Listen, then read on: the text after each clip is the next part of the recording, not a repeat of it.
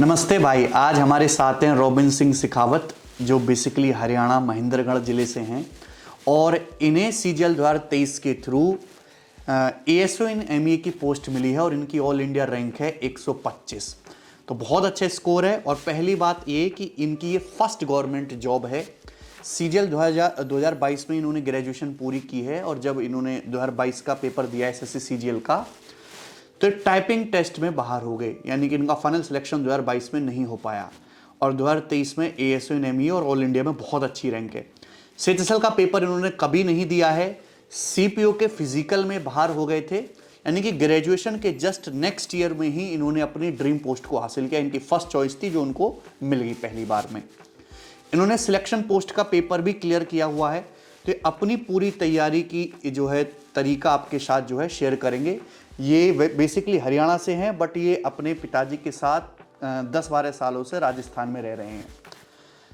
इन्होंने कभी जो है ऑफलाइन कोचिंग नहीं करी है और ऑनलाइन कोचिंग भी इन्होंने ऐसे बैच लेके प्रॉपर नहीं पढ़ा है, मात्र यूट्यूब से पढ़ के सिलेक्ट हुए। तो सबसे पहले बताएंगे कि आपका एसएससी सीजीएल का पेपर देने का विचार कैसे मन में आया? सर एसएससी सीजीएल का मैं बीटेक करा था। बीटेक के साथ साथ सर कोरोना हो गया था। कोरोना के टाइम पे घर पे ही था। हाँ। तो घर पे सर ऐसे यूट्यूब देखता रहता था। यूट्यूब के टाइम पे आपकी वीडियो आई सामने और ऐसे सीजीएल के बारे में पता चला कि ऐसी ऐसी पोस्ट होती हैं और ऐसे तैयारी करनी होती है। तो बैकग्राउंड मेरा मैथ्स वाला ही था, ठीक था वो। तो मैंने सोचा ये अपने लिए ठीक है, तो उसी हिसाब से सर ये सीजीएल वाला स्टार्ट किया कि ये बेस्ट है। मतलब इसमें बैकग्राउंड भी वही है, बेसिक पढ़ा हुआ है, थोड़ी बहुत तैयारी करेंगे तो रहेगा। तो ग्रेजुएशन के दौरान ही पता चल गया था? हाँ सर, ग्रेजुएशन के दौरान ही। ग्रेजुएशन मतलब 4th ईयर 3rd ईयर में ही? हाँ सर, 4th ईयर के हिसाब से, फोर्थ ईयर की स्टार्टिंग में। तो आपने जो सीजीएल 2022 वाला पेपर दिया था वो ग्रेजुएशन की अपीयरिंग में था? सर वो अपीयरिंग में नहीं था, वो 5 से 7 दिन पहले मेरा रिजल्ट आया था, जस्ट आया ही था, एक हफ्ते पहले। ओके। हाँ सर। और सीजीएल 2023 में आपको ऑल इंडिया रैंक 125 मिली है? हाँ सर। अच्छा, आप इतनी उम्मीद थी कि यार मैं अपना पहला ही अटेम्प्ट मन से दे रहा हूँ और मेरे को इतनी अच्छी रैंक मिल जाएगी और फर्स्ट बार में मेरी जो है मन चाहे ड्रीम पोस्ट मिल जाएगी? हाँ सर, ये तो था कि अंडर 500 रहेगा। हाँ। पर बाद में सर ये नहीं पता था कि एमई मिल जाएगा 125 रैंक रहेगी, ऐसा नहीं था कुछ। ऐसा नहीं सोचा था? सर ऐसा नहीं सोचा। आपकी पहली चॉइस यही थी एएसओ इन एमईए? हाँ सर। क्यों थी? सर ये एक तो फॉरेन अलाउंस अच्छे हैं और एक सर ये दिल्ली पोस्टिंग है। मैं हरियाणा से हूँ, जैसे आपने बताया सर, हरियाणा से हूँ, तो पास में 3-4 घंटे का ही ट्रैवल टाइम है। तो सर सैटरडे संडे ऑफ है तो घर पे जा सकता हूँ। ये एक तो दिल्ली वाला और एक सर फॉरेन वाला, दोनों अच्छे हैं। फॉरेन जाने का शौक है आपको भी? हाँ सर, फॉरेन घूमना चाहिए ना सर, फॉरेन पोस्टिंग का। हाँ सर। मैं बता दूं कि सीजीएल में मात्र एएसओ इन एमईए ही एक ऐसी जॉब है जिसमें आपको फॉरेन में काम करने का मौका मिल सकता है। बाकी अदर किसी पोस्ट में आप दिल्ली में या इंडिया के ही किसी शहर में पोस्ट रहोगे सिवाय एमईए के। ठीक है भाई। अच्छा, अगर आपको फॉरेन जाने का मौका मिले, सपोज आपको आपके पसंद की कंट्री में भेजा जाए, तो कौन से कंट्री में जाना आपके हिसाब से पहली चॉइस रहेगी? आप पहली तो सर पेरिस जाना चाहूँगा सर। पहले आपको रफ कंट्रीज में काम करना पड़ेगा कुछ साल। हाँ सर। और अच्छी बात यह है कि एक कंट्री में केवल आपको 2 से 3 साल ही रहना है। हाँ सर, 2-3 साल। 2-3 साल ही रहना, उसके बाद जो है वो आपका कंट्री आपकी चॉइस पे निर्भर करता है कि आप जाना चाहोगे या नहीं जाना चाहोगे। हाँ सर। ठीक है भाई।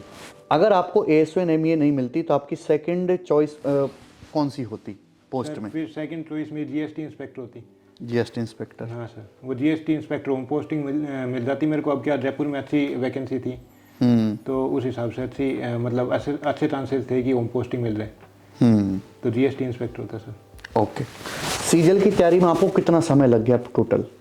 सर मेरे को, और एक नॉर्मल बच्चे को, जैसे आपका तो ऑलरेडी बैकग्राउंड बहुत अच्छा है, बीटेक वगैरह, स्कूलिंग भी आपकी, इंग्लिश भी ठीक है, मैथ्स तो बढ़िया है ही बचपन से, तो एक नॉर्मल एवरेज बच्चे को कितना समय लग जाएगा? आपको कितना समय लगा तैयारी में पूरे एसएससी सीजीएल की? सर मेरे को तो 1 से 1.5 साल के बीच में लगा सर। एवरेज बच्चा भी 1-1.5 साल में कर सकता है। अब ऑनलाइन है तो घर पे मतलब टाइम मैनेजमेंट भी नहीं करना पड़ता है, कोचिंग जाना है, आके खुद का काम करना है। तो ये जो यूट्यूब पे काफ़ी सारी वीडियोज़ हैं कि 3 महीने में एसएससी सीजीएल निकालें, एसएससी सीजीएल निकालें मात्र 50 दिन में, क्या ये प्रैक्टिकल है? सर ये प्रैक्टिकल मेरे हिसाब से तो नहीं है सर। मतलब अगर किसी बच्चे का बहुत ही अच्छा बैकग्राउंड है या फिर उसने पहले कोई और बैंक की, जैसे बैंक वाले की कर रखी है, कोई और एग्जाम की कर रखी है, तो वो तो सर आके कर लेगा 50 दिन में, 3 महीने। लेकिन जो बच्चा जस्ट ग्रेजुएट होकर आया है उसको 50 3 महीने नहीं, उसको लगभग 8-10 महीने 1 साल का समय चाहिए। हाँ सर, एसएससी सीजीएल जैसे एग्जाम की तैयारी में। हाँ सर। आपने कभी ऑफलाइन कोचिंग नहीं करी? नहीं सर, ऑफलाइन नहीं करी सर। अच्छा, ऑफलाइन कोचिंग का मन में ख्याल नहीं आया? क्योंकि ग्रेजुएशन के बाद कोचिंग तो ज़रूरत पड़ती है, अगर आपको जल्दी सिलेक्शन चाहिए तो गाइडेंस कहीं ना कहीं से चाहिए। आप राजस्थान में रहे, राजस्थान में ना ऑफलाइन कोचिंग का बड़ा क्रेज़ है आज भी। हाँ सर। बच्चे कोचिंग में जाते हैं अपनी शहर की लोकल कोचिंग्स में। आपने ऑफलाइन कोचिंग क्यों नहीं करी? सर मैंने नहीं करी क्योंकि मेरे को सीजीएल का पता लगा यूट्यूब के थ्रू। हाँ। और पता लगा उसके 1 महीने के अंदर अंदर ही आपका पता लग गया था सर। तो कैरियर व्हील का पता लग गया मेरे को सर। तब मैं मतलब यूट्यूब से जो आपके लेक्चर देखता था उसी से पता लग गया कि हाँ यहीं पे समझ में आ रहा है और ये अच्छा है तो यहीं से हो जाएगा। ये समझ में लग गया था कि बैच ले लेंगे सर का और ये यूट्यूब से कर लेंगे तो वो है सर, इनफ है। ओके। तो जब आपको हमारे बारे में पता लगा तो आपने केवल यूट्यूब से पढ़ा, फिर कैरियर एप्लीकेशन में आप मेंस वाले बैच में एनरोल हुए? सर मेंस वाले में 2022 वाले में भी और 23 वाले दोनों बैच। 2023 वाले में? हाँ। ओके, 2022 और 23 में, लेकिन मेंस के में तैयारी में कम टाइम मिला? हाँ सर, 22 में कम मिला था, 23 में तो आपने करवा दिया था सर सब कुछ। और 22 में तो सर अचानक आ गया था वो। 22 में पेपर अचानक से आ गया था, अचानक आ गया। उतना बेहतर तरीके से हो नहीं पाया था। हाँ सर, अब की बार तो हो गया था बहुत पहले, 10-15 दिन पहले ही हो गया था। 2023 वाला तो बहुत अच्छे से पढ़ा है हमने, 15 दिन पहले खत्म भी हो गया और हर एक चैप्टर हुआ एकदम सही से पढ़ा है सर। वो सुबह शाम 2-2 क्लासेज होती थी। हाँ एकदम मतलब पूरा सिलेबस भी कवर हो गया और टाइम में भी हो गया और रिवीजन का टाइम भी मिल गया सर। अच्छा, जैसे मीन्स का बैच अपन लोग कर रहे थे तो कोई भी चैप्टर जैसे मैं पढ़ा रहा था, वो चैप्टर कंप्लीट होने के बाद ये फीलिंग आ जाती थी एज ए स्टूडेंट के नाते कि यार सारे टाइप कवर हो गए और मेरा पूरा रिवीजन भी हो गया, अब मुझे इसके अलावा इस चैप्टर में और कुछ करने की जरूरत नहीं है। ऐसा सेल्फ सेटिस्फेक्शन वाली फीलिंग आती थी? हाँ सर, बिल्कुल आती थी सर। पता लग जाता था हाँ, मतलब सारे टाइप, एक तो आप टाइप वाइज कराते हो। हाँ, ये टाइप हो गया, ये टाइप, हाँ, तो पता लगता रहता है कि ये टाइप हो गया, ये टाइप हो गया। मिक्स क्वेश्चन नहीं आते और पता लगता रहता है कि सर हाँ अपने सारे टाइप कवर हो गए। और एक आपकी सीट सर, रिसर्च भी आप बहुत अच्छा करते हो तो सर उससे पता लग जाता है हाँ जितने मैक्सिमम टाइप हो सकते थे वो कर लिए। तो इसमें आपका मीन्स में स्कोर कितना बना मैथ्स में? सर मैथ्स में तो 75 आपका स्कोर बना। ओके, यानी कि आपने कितने क्वेश्चन अटेम्प्ट किए वहाँ पे? सर मैंने क्वेश्चन किए थे 25 सर, सारे सही हुए थे। तो पहले सर मैंने ये सोचा है कि पहले जो हार्ड क्वेश्चन छोड़ते चलते हैं, ये दिखेगा ना फिक्स पैटर्न है, ये किया हुआ है, ये मतलब एक बार किया पहले बार में ही हो जाएगा, वो वाला करते हैं जल्दी जल्दी से। तो मैंने सर स्किप करता गया, 10-11 क्वेश्चन स्किप कर दिए थे मैंने। 3-4 किए पहले वाले, बाद में 10-11 नंबर तक मैंने स्किप किया। बाद में सर मेरे को इजी मिलने लगे, तो इजी मिलने लग गए तो उस पर कॉन्फिडेंस भी बूस्ट हो गया और सर वो कम टाइम में भी हो गए। मैं हमेशा कहता हूँ कि पेपर को ना हमेशा 2 राउंड में अटेम्प्ट करना चाहिए। तो 30 क्वेश्चन मैथ्स के आ रहे हैं, रीजनिंग की भी हैं, तो पहले ना उसमें जो क्वेश्चन बिल्कुल डायरेक्ट क्लिक कर रहा है उसको करो, लगे कि यार इसको मैं कर तो लूँगा पर ये लेंदी है, इसमें टाइम ज़्यादा चला जाएगा, डिफ़िकल्ट है, इसको बाद में करना चाहिए। जैसी ही फीलिंग आए उसको तुरंत स्किप करके जो है आगे बढ़ जाना चाहिए।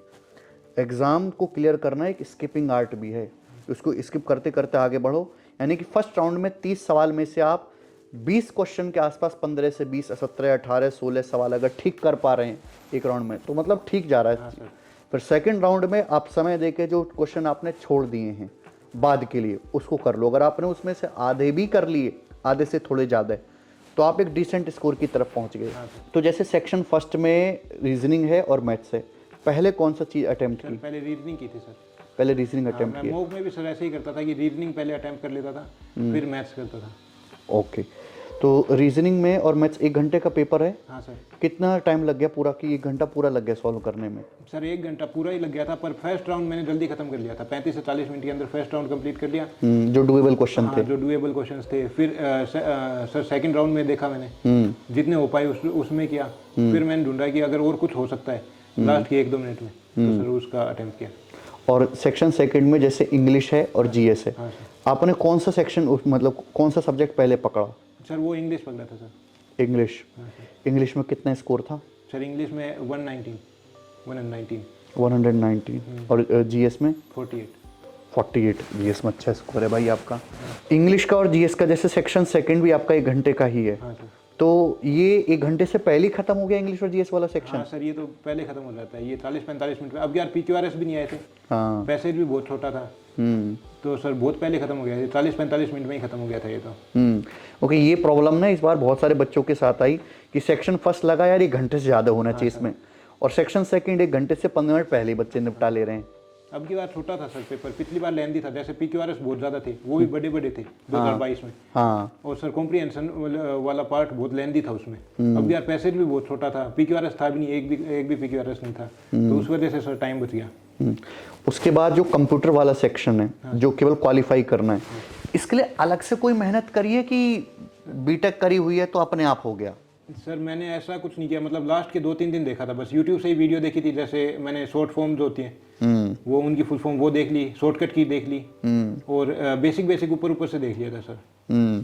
तो एक बालक जैसे गांव के बैकग्राउंड से, ज़्यादा कभी उसने कंप्यूटर चलाया भी नहीं है, BE उसने करी है या आर्ट साइड से है, कंप्यूटर का उससे कोई बहुत ज़्यादा ज्ञान भी नहीं है, वो कोई टेक्निकल लैंग्वेज भी नहीं जानता, शॉर्टकट वगैरह कुछ भी नहीं जानता, वो कंप्यूटर अगर तैयार करना चाहे, इंग्लिश भी उसकी इतनी अच्छी नहीं है, तो किस सोर्स से उसे कंप्यूटर तैयार करना चाहिए? जैसे कंप्यूटर नॉलेज वाले में फेल ना हो, कि 2022 में ऐसे बहुत सारे बच्चे थे जिनका अच्छा खासा डिसेंट स्कोर था, लेकिन ये कंप्यूटर में डिस्क्वालीफाई हो गए। हाँ सर ये यूट्यूब से कर सकते हैं, या फिर PDF है, PDF जैसे आपने दे रखी है सर, वो PDF से कर लो और यूट्यूब से कर लो, उससे हो सकता है सर। मतलब अगर ज़्यादा ही डर लग रहा है तो 15-20 मिनट रोज के, मतलब 1 महीना बचाए तो 15-20 मिनट देने लग जाओ।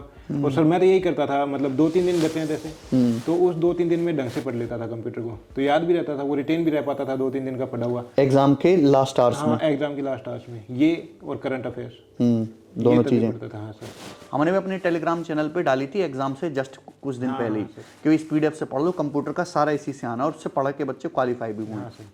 तो ऐसा नहीं कि अगर आपने कंप्यूटर बिल्कुल नहीं पढ़ा है तो आप नहीं कर सकते, मात्र आधा घंटा ही काफ़ी है, अगर आप एग्जाम से 1 महीने पहले उसको पढ़ना शुरू कर दो।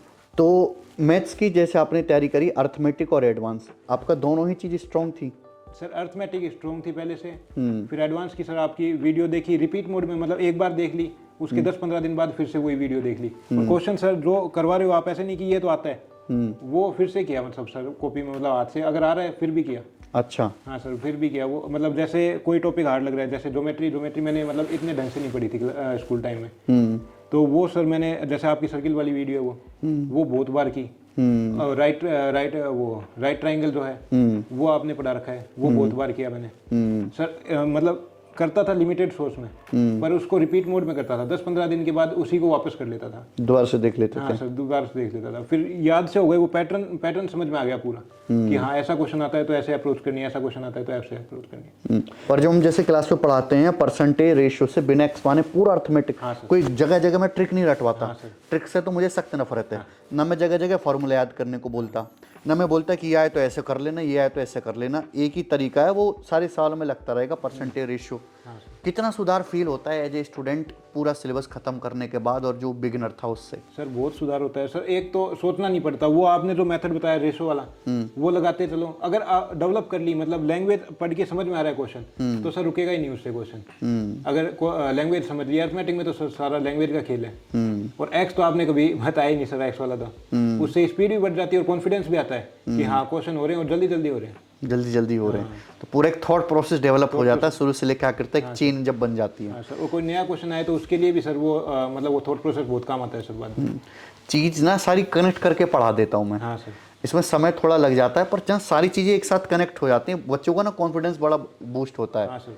अच्छा, एडवांस में बहुत सारे थ्योरम्स हैं, थ्योरी फॉर्मूले, ज्योमेट्री में भी, ट्रिग्नोमेट्री में भी, अलजेब्रा में भी, और मेंसुरेशन पे भी। तो ये थ्योरी और फॉर्मूले बच्चों की प्रॉब्लम ये है कि बार बार भूल जाते हैं। हाँ सर। प्रूफ तो खैर याद रहनी नहीं इतने सारों के, ठीक है ना, लेकिन थ्योरी फॉर्मूला ही जैसे ज्योमेट्री में 200 से ज़्यादा डायरेक्ट रिजल्ट हैं जो याद होने चाहिए। कैसे उनको याद रखा आपने, और बच्चे कैसे ध्यान रखें इनको, क्योंकि बच्चों की समस्या यही कि एडवांस मैथ में फॉर्मूले ही बार बार भूल जाते हैं हम। सर अब की बार तो आपने बुक निकाल दी थी वो मैथ्स कॉन्सेप्ट किंग वाली, और पिछली बार आपने सीजीएल के टाइम पे कराया था जो रिवीजन बैच, उसमें आप वो दे देते थे सर यूट्यूब पे। हाँ सर, वो उसकी पीपीटी टाइप मतलब पीडीएफ दे देते थे। हाँ, पीपीटी में सारे फॉर्मूले लिखे होते थे, कॉन्सेप्ट। तो वो अगर ऐसे भी मतलब कुछ सोशल मीडिया चला रहे हैं उससे अच्छा मैं वो देख लेता था कि हाँ ये ऐसे ऐसे ऐसे, तो सर उससे पीपीटी से बहुत अच्छा हुआ, पीडीएफ से बहुत अच्छा हुआ। और अब की बार सर ये कॉन्सेप्ट किंग बार बार कर लेते थे, 10-15 दिन में ये वापस कर ली। बुक भी छोटी है, सारे कॉन्सेप्ट रिवाइज भी हो जाते हैं सर, इससे बहुत ज़्यादा फायदा, मतलब एडवांस के लिए बहुत बेस्ट बुक है सर ये। एडवांस की मतलब थ्योरम सारी लिखी हुई है, सब कुछ लिखा हुआ है, और इनको बार बार रिवाइज करना ही पड़ता है, नहीं तो भूल जाते हैं। तो मैथ्स कॉन्सेप्ट किंग वाली बुक खासकर एडवांस वाले सेक्शन के लिए बहुत बेनिफिशियल है, न्यू बच्चे के लिए। हाँ सर, बेस्ट बुक है वो, रिवीजन के लिए बेस्ट बुक है सर। अगर किसी बालक ने एडवांस नहीं पढ़ा है किसी टीचर से और वो बार बार थ्योरी फॉर्मूले भूल रहा है, तो ये जो मैथ्स कंसेप्ट किंग वाली बुक जो भाई सजेस्ट कर रहे हैं, आप इस बुक को ऑनलाइन ऑर्डर कर लेंगे तो उसमें ना मैंने हर फॉर्मूले का विद प्रूफ भी समझाया है, हिंदी में इंग्लिश में, और बहुत सिंपल तरीके से, जो सबसे सिंपलेस्ट मेथड हो सकता है। बॉक्स में बंद कर रखे हैं सीधे सारे डायरेक्ट रिजल्ट, आप उसको बार बार देखते रहो, 2-3 महीने तक करोगे, सारे थॉमस फॉर्मूले अपने आप हो जाएंगे। अर्थमेटिक में थोड़ा अलग केस है, जब तक अर्थमेटिक में एग्जाम्पल ना लिया जाए वो चीज़ क्लियर होना मुश्किल है। इंग्लिश कैसे तैयार करी? इंग्लिश तो सर मैं मतलब बचपन से ही उसमें था, इंग्लिश मीडियम में था, तो इंग्लिश का इतना ज़्यादा वो नहीं, मतलब इंग्लिश में डिफ़िकल्टी आई नहीं इतनी ज़्यादा। और इंग्लिश में मैंने मतलब न्यूज़पेपर लगवा लिया था।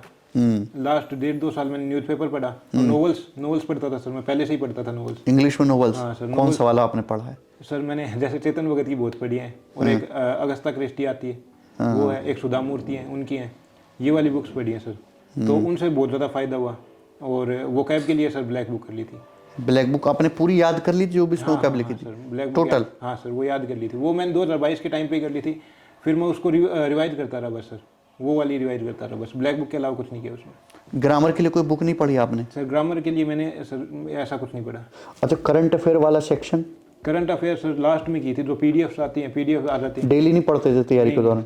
डेली नहीं पढ़ा सर। लास्ट में मतलब कितने दिन पहले एग्जाम से? सर एग्जाम से 10-12 दिन पहले स्टार्ट कर दिया था करंट अफेयर पढ़ना। सर वो पीडीएफ से ही करता था, और पीडीएफ में जो टॉपिक है जैसे योजना होती हैं, स्पोर्ट्स बहुत ज़्यादा इंपॉर्टेंट है, तो वो वाले टॉपिक ज़्यादा बार पढ़े और ऊपर से देख लिया था, और जो टॉपिक्स थे वो। तो आपको फिर बहुत ज़्यादा मेहनत नहीं करनी पड़ी फाइनल सिलेक्शन के लिए? सर बहुत ज़्यादा नहीं करनी पड़ी, जो आपने पढ़ा लगभग वैसा ही पेपर आ गया, अच्छा गाइडेंस आपको मिली और अच्छी वीडियोस के पास आप पहुंच गए यूट्यूब पे। वीडियो हाँ सर, वो मैं देख के जाता था, मतलब जो पूछा जा रहा है उसी हिसाब से मैं पढ़ता था, कि ये पूछा जा रहा है, हाँ ये पूछा जा सकता है, अब पूछा गया है 2-3 सालों में पिछली में, तो उसी हिसाब से पढ़ता था, एक्स्ट्रा नहीं पढ़ता था सर मैं कुछ। कंटेंट को फिल्टर करना भी एक आर्ट है, कि बहुत सारे हमारे बच्चे ऐसे हैं जिनको इतनी जानकारी नहीं होती, वो बेचारे यूट्यूब में उलझे रहते हैं। मतलब काम की चीज़ उन्होंने तो छोड़ दी, और जो बेवजह की चीज़ है उस पर घंटे लगे हुए हैं, फिर उसके बाद उनका जब सिलेक्शन नहीं होता फिर परेशान होते हैं, बहुत सारा समय उसमें चला जाता है। टीचर ना 2 तरीके से हैं, एक सिखा रहा है और एक सिखाने के साथ साथ समय भी बर्बाद करवा रहा है। समय बर्बाद नहीं करना, जो टीचर आपको 1 घंटे की क्लास में 3 घंटे का सिखा देना, वहाँ से आपको पढ़ना चाहिए। जैसे कि हम मेंस बैच में करते थे। मेंस की बैच की सर वो 1 घंटे में बहुत ज़्यादा हो जाता था, मतलब 3 घंटे का, उसमें आप रुकते ही नहीं थे सर। हाँ, मैं रुकता ही नहीं, बिल्कुल सांस भी नहीं लेने देता, ना मैं खुद सांस लेता हूँ ना बच्चों को लेने देता। एक चीज़ खत्म हुई, दूसरी चीज़ उससे पहले आ जाती थी। तभी सर वो पूरा हो गया बैच इतनी जल्दी बिना कुछ छूटे सारे टाइप कराए, कुछ भी छोड़ा नहीं। वो तभी पॉसिबल है जब स्पीड मेरे जैसी होगी। स्पीड अगर जैसे मैं मेंस बैच में पढ़ाता हूँ, उससे कम स्पीड में कोई सिलेबस पूरा कर ही नहीं सकता। करके दिखाओ आप हमें, मैं दिखा दूंगा कि आप उसमें आधी चीज़ छोड़ी हुई है, पागल बनाया हुआ है। चलो भाई, अच्छा, जो नए बच्चे तैयारी करने आ रहे हैं उनको 3 ऐसी कौन सी टिप्स दोगे कि भाई इस तरीके से आपको तैयारी करना चाहिए तो आपको पहले या दूसरे अटेम्प्ट में सफलता मिल जाएगी?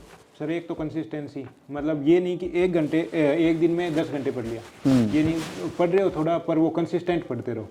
कंसिस्टेंस 1 ईयर तक लगभग। हाँ सर, और एक सर सोर्स लिमिटेड रख के, और उनको मतलब रिवीजन बहुत ज़्यादा इंपॉर्टेंट है। आप बार एक शब्द पे ध्यान जो डालना है, रिवीजन। हाँ सर, मैं भी यही कहता हूँ कि जितना आगे का पढ़ना जरूरी है ना, उतना ही पीछे का रिवीजन करना जरूरी है। हाँ सर, तो एक कंसिस्टेंसी, एक रिवीजन, और एक सर मतलब कुछ पहले सोच लेना चाहिए कि ये मेरे को जॉब क्यों चाहिए, जिससे मोटिवेट पहले से रहे।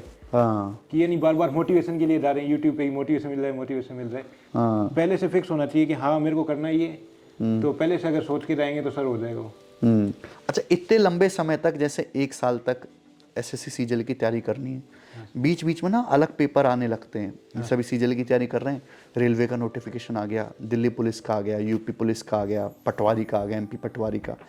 तो एक ही एग्जाम पे फोकस रह के बच्चे को पढ़ना चाहिए सीजीएल पे, या वो अलग अलग स्विच करता रहे? सर एक ही एग्जाम पे, जैसे मतलब जिनका सिलेबस सेम है उसमें जा सकते हैं, जैसे सीपीओ है, CHSL है, ये दे सकते हैं। जैसे मैंने दिया था सर, सीपीओ वाला दिया था, फेज 11 दिया था, इसमें मेरे को कुछ अलग नहीं करना पड़ा, जो मैं करता रहा था। हाँ, बस वो है कि एक दिन जाके मेरे को पेपर दे के आना है, बस। मेरी पढ़ाई में कोई रुकावट नहीं आई उसकी वजह से, मेरे को कुछ अलग भी नहीं पढ़ना पड़ा कि इसके लिए कुछ अलग पढ़ना पड़ रहा है। जो मैं पढ़ता था वैसे ही, मतलब मैं ये करता था कि हाँ इस दिन पेपर दे के आना है, बस वही है। वो फॉर्म भर दिया तो वो एक दिन ही खराब होगा उसकी वजह से, उसके लिए कुछ अलग से नहीं पड़ा। हाँ, ये मैं कहता हूँ कि अगर आप ग्रेजुएट हो चुके हैं तो आपको केवल एसएससी सीजीएल को ध्यान में रख के तैयारी करनी चाहिए। आप सीजीएल की तैयारी करोगे, आप सीएचएसएल का भी पेपर दोगे, सीपीओ का भी दोगे, सिलेक्शन पोस्ट भी दोगे, जीडी भी दोगे, रेलवे भी दोगे, पुलिस भी दोगे, पटवारी भी दोगे, सीपीओ का पेपर भी दोगे। जबकि किसी बच्चे ने कर रखे है ग्रेजुएशन, टारगेट है उसका मेरे को एसएससी जीडी निकालना है, 22,000 वैकेंसी है सबसे ज्यादा, उसका कभी निकलेगा? सर वो तो सीजीएल को टारगेट करके अगर जो बंदा चलेगा वो ये सर सारे पेपर निकालता वो सारे पेपर निकाल लेगा। जिसने टारगेट ही केवल अपना एसएससी जीडी बना लिया है, वो कि सारे सीजीएल की तैयारी करने वाले तो जीडी देंगे ही देंगे, लगभग सभी देंगे 90-80%, तो उनके सिलेक्शन होने के चांस ज़्यादा हैं। तो इसलिए मैं कहता हूँ कि जो तैयारी का लेवल है वो एसएससी सीजीएल जैसे बड़े एग्जाम को रखना चाहिए।